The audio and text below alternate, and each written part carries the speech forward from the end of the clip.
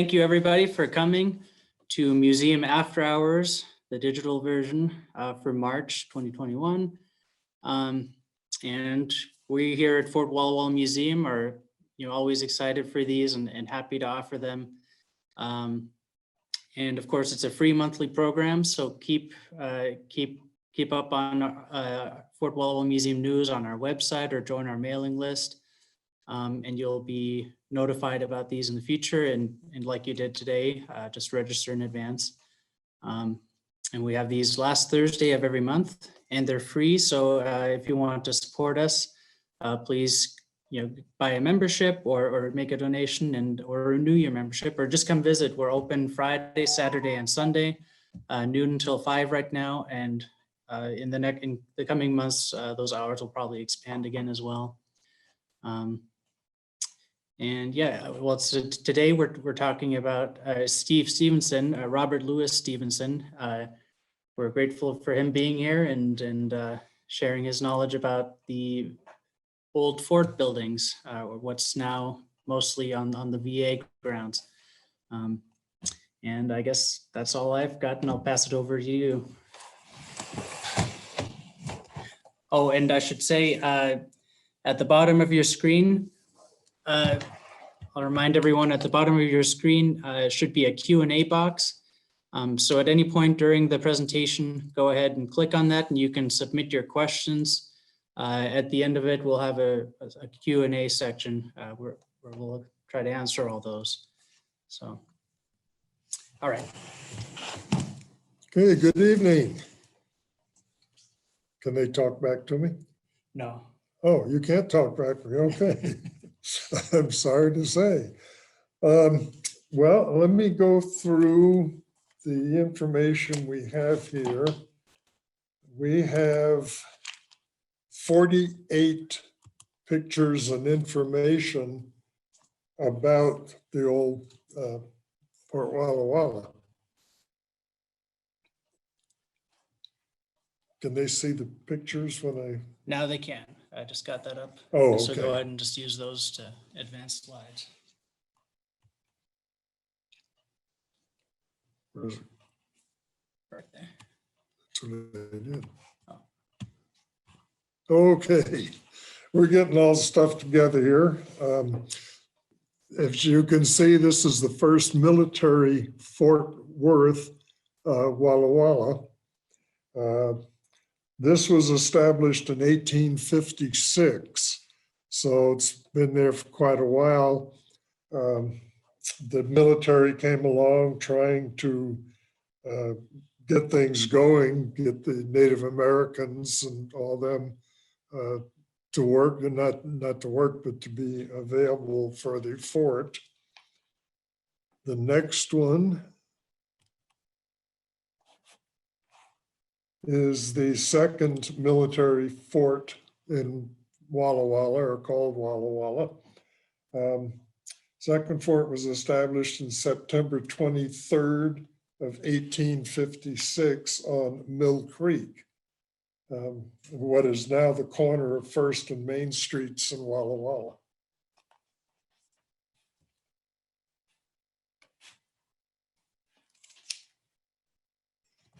Oh, you got to do that each one. The third one is the military Fort Walla Walla. Third fort established spring of 1858 at present site of the VA to accommodate additional troops. Okay.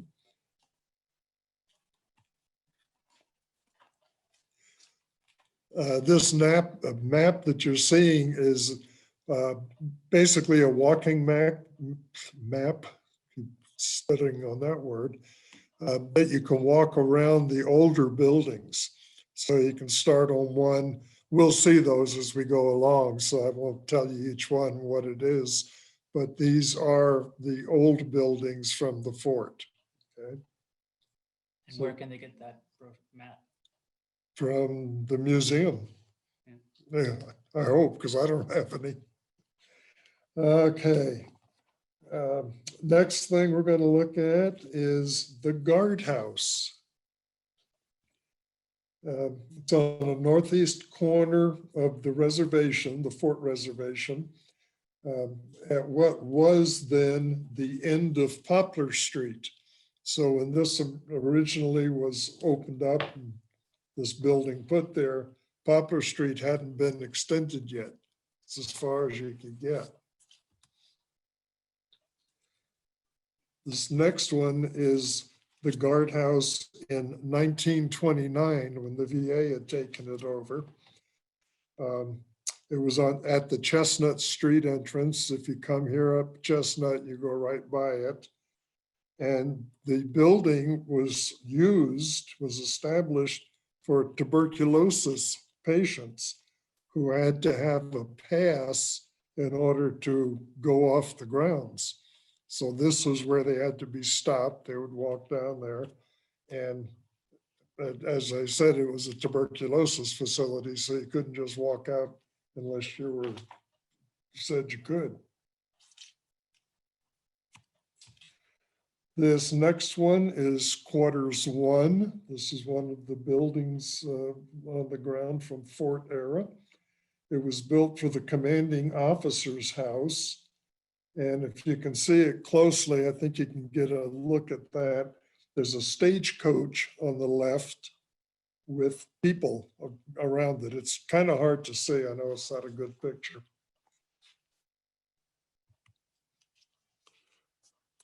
This next picture is quarters 1 in its present condition. This is the one I showed you just before this. This was used by the medical center director here at the VA. Right now it's unoccupied and not being rented or anything. It's not being used for anything.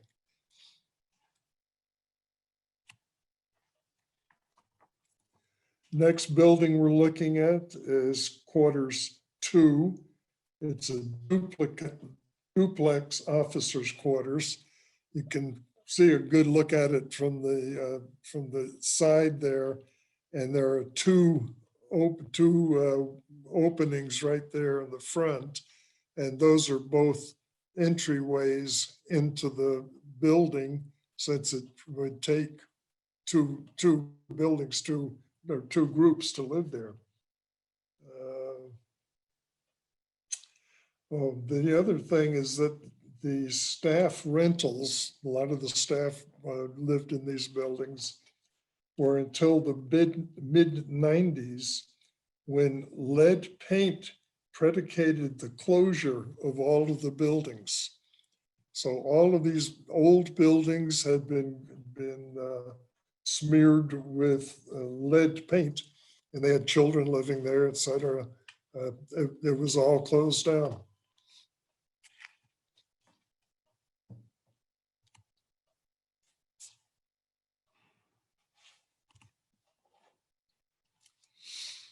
This is quarters 2, which is, we're going kind of down the line of the buildings. The interior was remodeled as rental apartments for homeless veterans. Excuse me. The exterior remodeled to its original condition. So you can see the things, the parts there in the front, but they don't have the screening like the front of the other one did, the first one. Okay.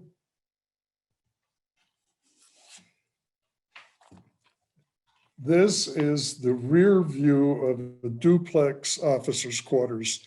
So these big houses that we just went through, they would hose or keep two people in the same building. And this is from at the rear of it, so you can see the addition from the back of the building.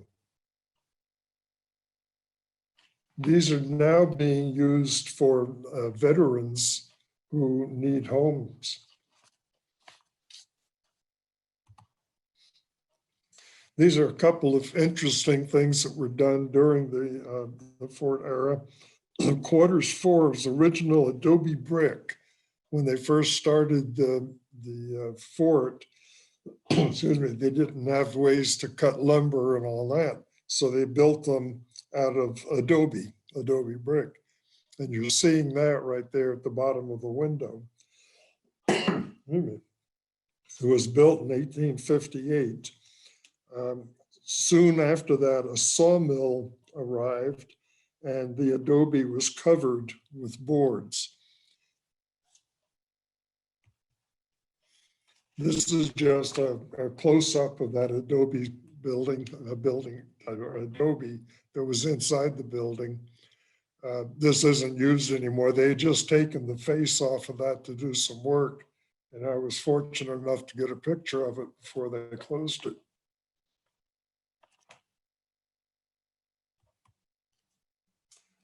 Quarters 5 is also an 1858 building.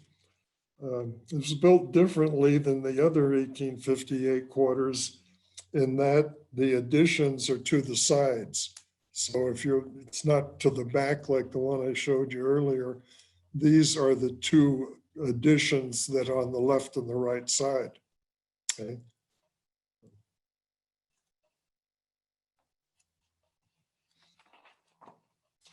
This building is quarter 58 and 59. There are two of them just like this. Were single officers' quarters built in the Empire style is what it was called. They were built in 1888.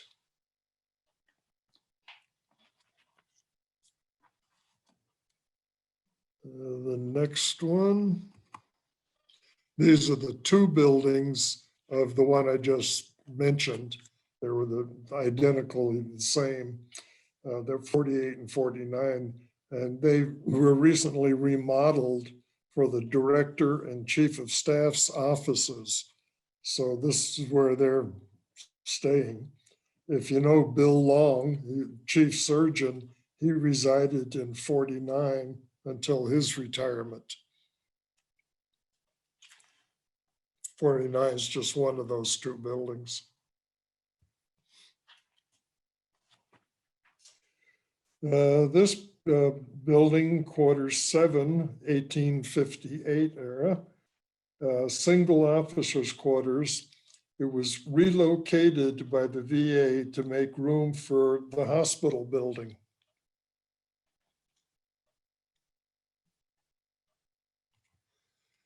And when this was relocated, this quarter 7, the addition on the right-hand side was added after moved Dr. Keene, Bud Keene, the surgeon, resided here until retirement.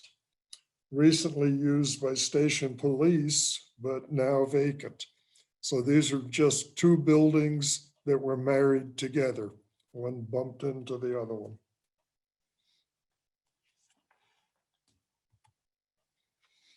This is kind of an interesting old building. It's a school and a chapel, but the sign there says Sunday service, 7:30 p.m. I know it's very difficult to see it there unless you have a big magnifying glass, but it's on that board laying against the left side of the house as you were going towards it. Okay.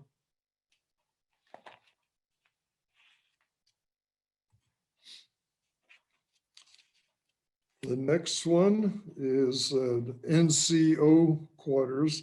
NCO is a non-commissioned officer. That's what NCO stands for. But this is a quarters for one of the NCOs, but it's the only house or only quarters with unique second floor balcony. It's the only one I've seen in any of the other pictures around these that it actually has that. Probably had children in it and they didn't want it to jump off the top roof or something.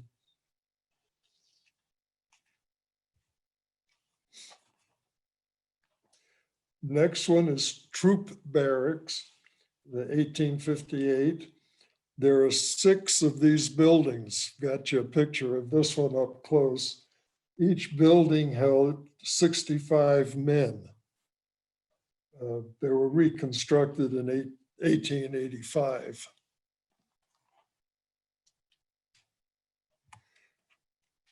And going down the line now, we're at 6 barracks, the same as I just showed the one before. And these are the other ones that were built in the same way. So these fronts of the buildings were facing the parade grounds. The picture that we're looking at, this one, is the back of all those buildings. We'll see a parade ground somewhere soon here. Actually, it's right now. This is the parade ground. The troops on the 14th Cavalry are on parade. The officers' quarters, the fronts of them, you really can't see them. They're very, very up in the top side right here. That's the face of one of them. I think we might see ones that are better seen earlier or later. To the left of this is where all the first original buildings that we showed you that the officers lived in. So this was just on parade.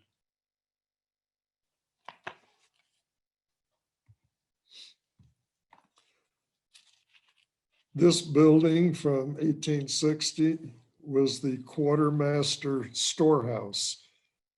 Basically, that's just where all they stored their stuff. You know, they put it in there and get it out when they needed it.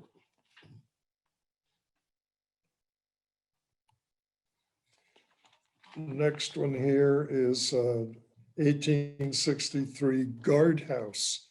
This looks pretty much like the one we just saw, the 1860 quartermaster storehouse, but this has 2 sides to it.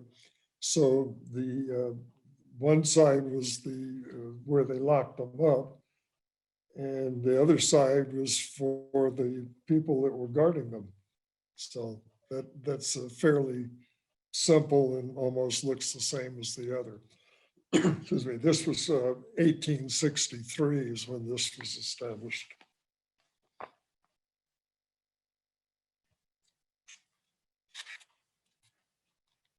These are stables that were there for the horses. 5 of these were built with 72 stalls in each. This same picture is all the same, and I don't think we have one for all of them, but it's just these and the 5 all for the same building.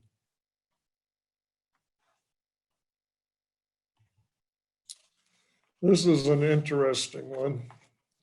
Hold on just a second. Get this out and read it. This was the wagon shed in 1906. It's reminiscent to Stebtoes route by Indians at Pine Creek. I've seen 2 explanations for this, that 4 boxes of ammunition were left at the quartermaster's office when wagons were overpacked. And the wagon was overloaded, so the horses couldn't pull it, and it was sent back to the fort. So this was a lot of the ammunition that they were going out on this program. Each soldier had only about 40 rounds for their rifle, and many were using muzzle lowers, difficult to use and quickly when you need it. Troops were also told to leave their sabers at the fort. God knows why. And his retreat could have been benefited from both the ammunition and the sabers.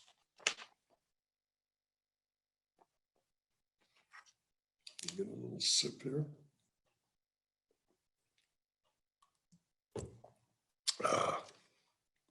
That's better.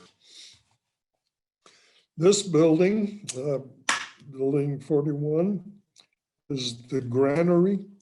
And the granary is where 500,000 pounds of sacked grain was kept for the animals. There are 168 pilings under this building and 4 cupolas on the entire, the top of it to ensure air circulation. if you had a lot of grain in there and it got, wet or whatever would harm it, it would just rot. So that's there. And this picture is the same building I just showed, the one they called the granary. And this was just a storage area used by the VA. Have all kinds of storage in there.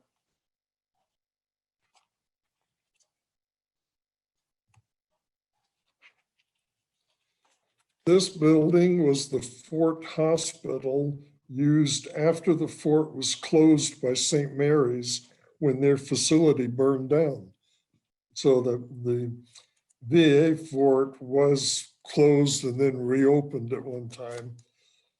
But this was closed at the time when St. Mary's lost their building. VA, when they came in there, used it as nursing quarters during early days. So that's where the nurses could live in that particular building. And these are some interesting buildings. They're NCO, non-commissioned officer quarters, up on the hill. I don't know what their job was, but that's where they lived. This picture is one of the three I just showed, and this is a hospital steward's quarters. But the only thing different we can see in this are 3 women and a child in a perambulator. I know what a perambulator is. This is the only building, the only picture that we have that have females in it. So I really like to show these that they were there.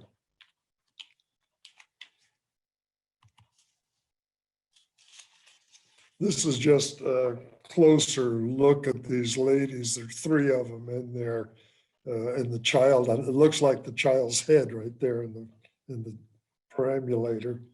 But there they are again, and that's the only ones that we know that were there.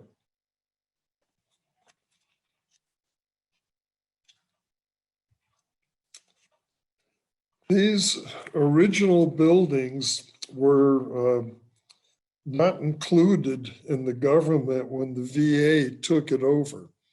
So there was a lot of more space for the fort. So there were probably other buildings that were way outside the area that the VA was taking over. Excuse me. But these 2 were there. Trying to see, yeah, the 1980s is when I had seen them over there, gone down and looked at them.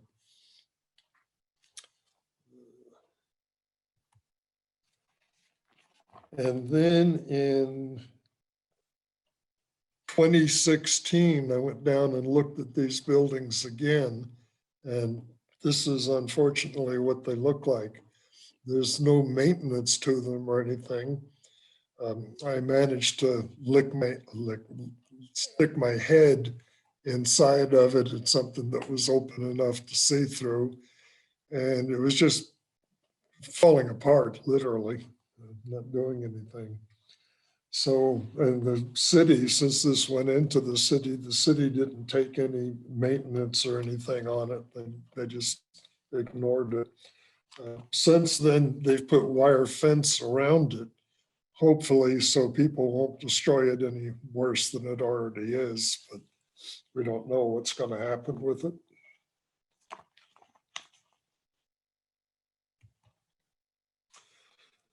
This one, building 31, it's a 1859 building, and they were the quartermaster stables. Now the quartermaster, or stalls, they said it, not stables, but the quartermaster did put the horseshoes on and did work on them if they were sick or that type of thing. So they didn't stay in these buildings all the time. They were only brought there if they needed some assistance of some sort.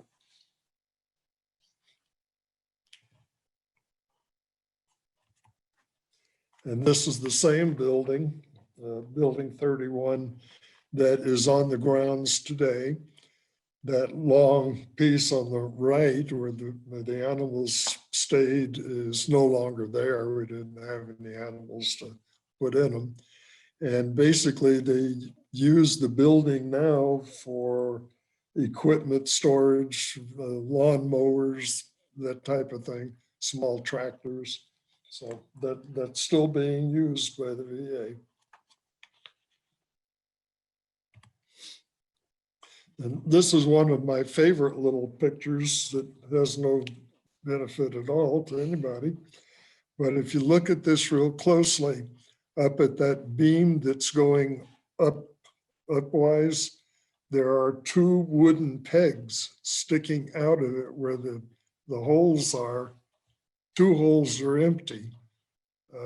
And then the two on the left-hand side have wooden, excuse me, pegs that have been driven in there and that are holding the two boards or pegs that are joining the wood together that would hold the building apart.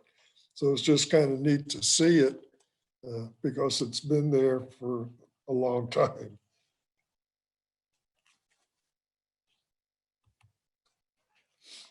This one is called the Fort magazine. And a Fort magazine is gunpowder, basically, bullets and all that sort of thing. So this was the building constructed in 1883. And the building was moved to a present location without falling apart. It's all brick. So it had to be handled very closely to move this building in toto over to another location. And this is the same building as to where it ended up staying. The VA used it for a morgue, chemical storage, and whatever else they needed to keep out of the way.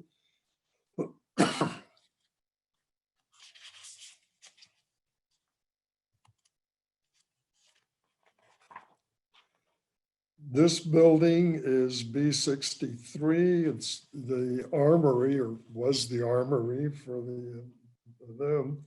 It's now the plumbing shop, and it was moved to its current location. We didn't move it. The VA didn't move that. As far as I know, that was just moved while it was still there.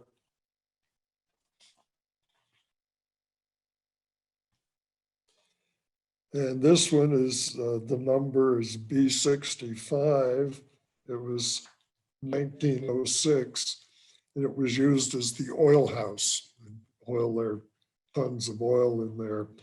The VA, while I lived there anyhow, or worked there, it was now carpentry and a paint shop.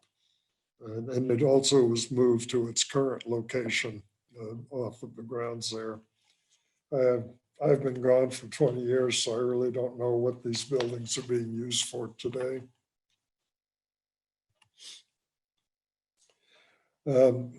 This is called the reservoir. It held 25,000 gallons of water, and there's no data really on it as to anything about it. It's a holding tank, basically. It's no longer on the grounds.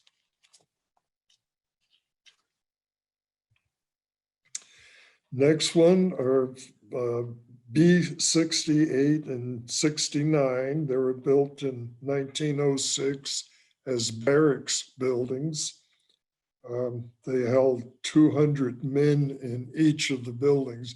The other one is exactly like it, right next to it, at a cost of $60,955 each, fairly expensive. The VA has used these. They're still there on the grounds. VA used them for hospitalized patients, excuse me, things of that work. But right now, I don't know what they're really using them for. That's them.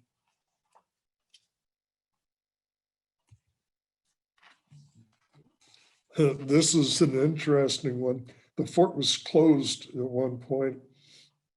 World War I troops were mustered in at the closed fort. When U.S. entered the war in 1917, they brought people in and were trained how to use artillery, cannons, as you want to call them, with telephone poles. So what you're seeing on the wheels there are telephone poles that they could get them around, point them where they wanted to, and I guess they just said boom, because that's about as far as they got. The other building, the one I just showed you by itself, is to the right, so that both of those buildings still exist.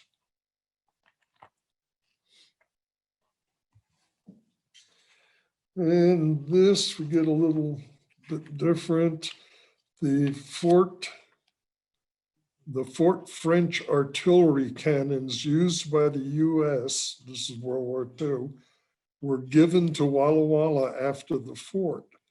They were all donated to the Walla Walla, the WW2 drive for ammunition, to melt them down so they could make other things with it during World War II. An explosion at the smelter caused the two down in the park not to be melted. So I guess they were just up for melting and didn't get that far. Excuse me. And these are the only pieces used by the US troops in France to be sent to the United States. So they sent these to us, and that's where they're staying.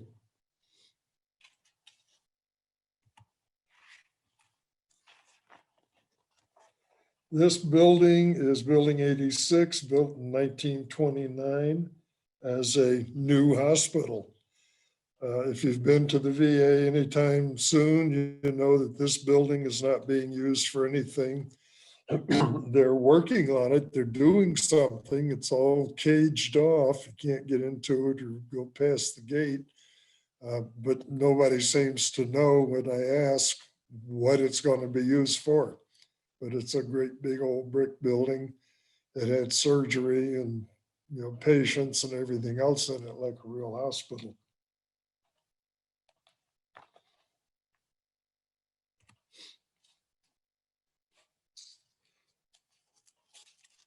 These pictures are VA tuberculosis ambulatory wards.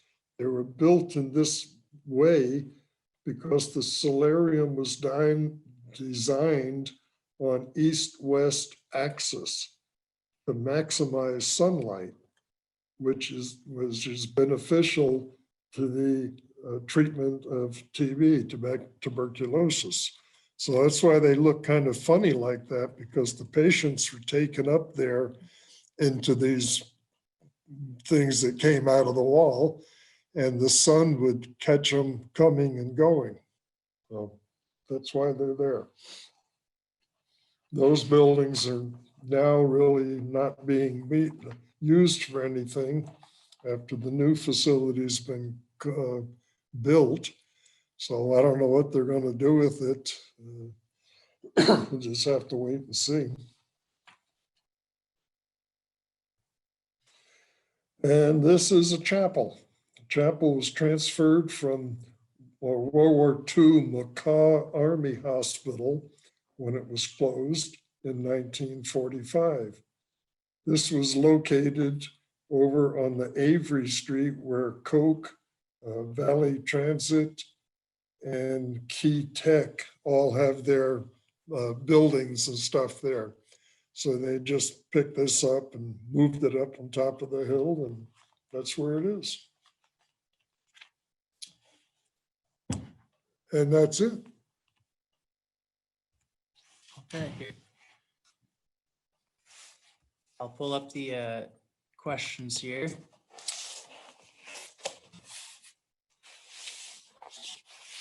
Let's see, someone asks, what purpose did the oil house serve? What's that?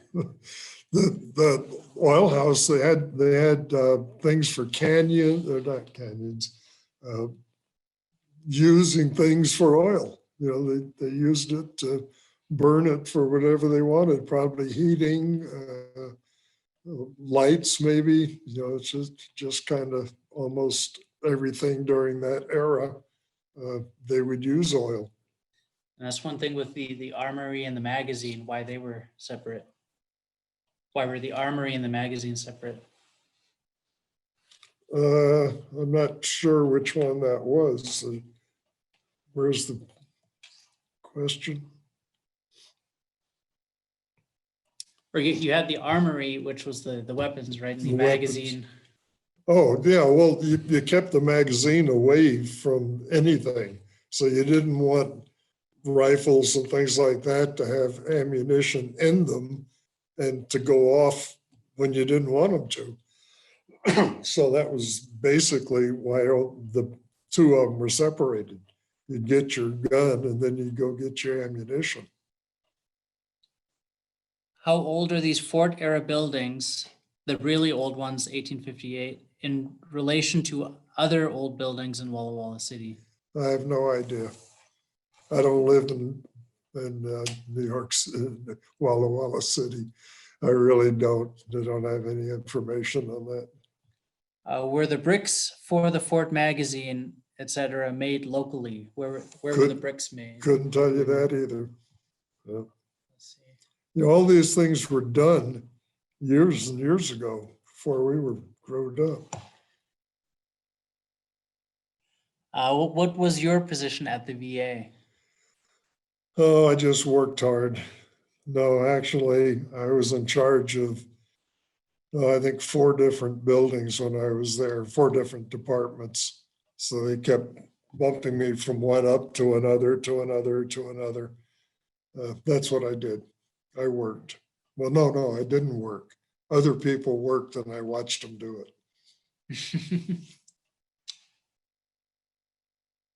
Yeah. Where did you find the information about the old fort buildings? At the old fort. Do they have records over there?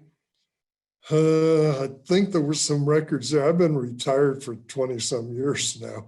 There was some there, and then at the school here in town. At the Whitman Archives? Or? Yeah. They have all kinds of stuff. That's where I took a lot of the information from their records there. So Christina says, thank you for your time. you're welcome for being here. Let's see. Well, I think that's, oh, here's another one. Has the Fort VA campus been continuously occupied since the late 1850s?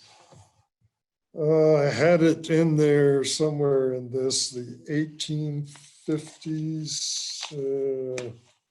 I'd have to look that back up. Well, it was closed. It was closed, I think, in 1910. Is that the date? They did close it for a while, and then it was reopened for World War I, like you said. Yeah. And there were some points where the Army wasn't the one occupying it, except for maybe some people here to take care of it, but volunteers went in, for example, during the Civil War to occupy it. Right. Yeah. I came here, well, forgot what it was now. When did I come here? Let's see. Well, I think that's all the questions I can see here. 1979 is when I came here. Left in 2000. Oh, okay, here's another. I noticed you did not mention the student nurses' quarters. The building was up on the hill right under the old water tower.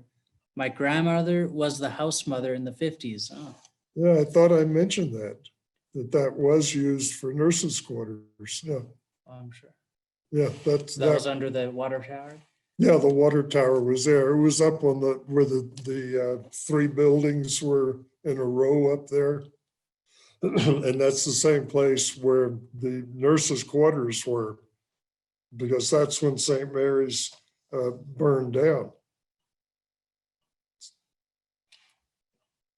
In the 50s, huh? Well, that's interesting. Let's see. And how old is that water tower? Do you know? No, it was there when I got here and it's gone now. It's been taken down. Oh, okay. Are there walking tours of the VA? Sure. Yeah, you can get that. We have a brochure at the museum, and I think that is a walking tour of the VA you can walk around with. And I think, they have signposts there, don't they, for some of these buildings? For Oh, some you of the mean- history at the, Yeah, right. If you walk around, that map that we had up here first is a touring map. So it has numbers for all the buildings that you'll see when you go around it. And you can get those here at the museum. Is that where you pick those up? Yeah, you can get them right here and then walk around. Okay. Well, I think that's all the questions then. Thanks everyone for coming, and hopefully we'll see you next week or next month for the next after hours. So thank you, Okay. Steve. Thank you for coming. Everyone have a good night.